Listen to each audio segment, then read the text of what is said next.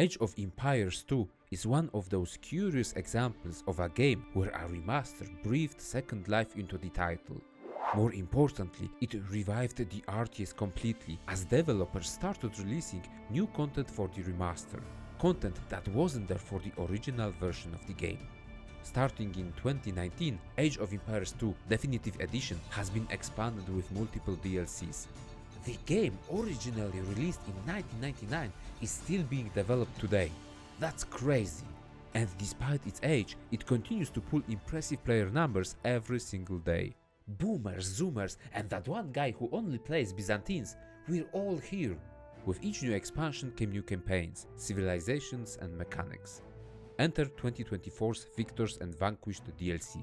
After years of strong releases, this was the first expansion that didn't introduce a new civilization.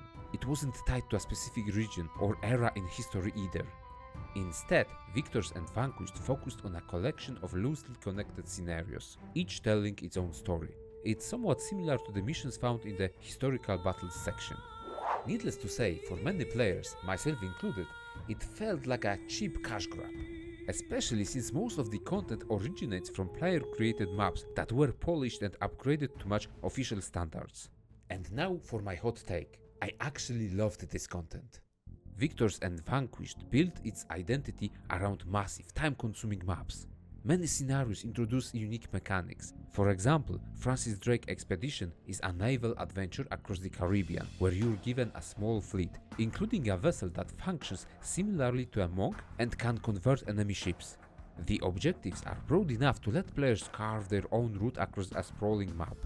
A map intentionally large enough that players don't need to explore every corner to complete the scenario. This decision increases replayability. Most missions let players shape their own path with wide main objectives, numerous side goals, and emergent events. Huge maps do not force a specific path forward. A lot of scenarios start in a very scrappy, desperate state. You have to fight tooth and nail for resources, which makes it incredibly satisfying when you finally break out in the mid-game and begin taking control of the map. This is what I particularly love in RTS games. Struggling to survive early on and eventually becoming a dominant powerhouse. Because these scenarios are meant to be long, some taking up to 4 hours, your decisions matter even more. It's not a short campaign map that lasts for 20 or 30 minutes and then is done. Here your choices have weight and persist until the very end. Like the ghost of those poor villagers you forgot to garrison in time. Bah! Each scenario even tells you its estimated completion time. In Victors and Vanquished, players can explore the fall of Constantinople, the Rus defense against the Mongol invasion, or various Viking expeditions across Europe. Players can carve their way through southern Europe as Bjorn Ironside, scrape by in a brutally resource-starved campaign as Thorfinn Karlsefni, or finally play as the legendary Ragnar Lothbrok in an enormous, marathon-length scenario. This is impressive, well-polished, and a little bit more challenging content. But it definitely occupies a niche within Age of Empires 2 community, and that's the problem.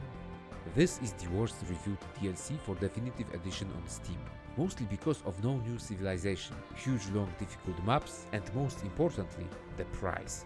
I could only guess, but I think pricing it similarly to other content packs was just a greedy move mandated by the executives. That single choice likely doomed Victors and Vanquished, especially since a large portion of the content originated from the community.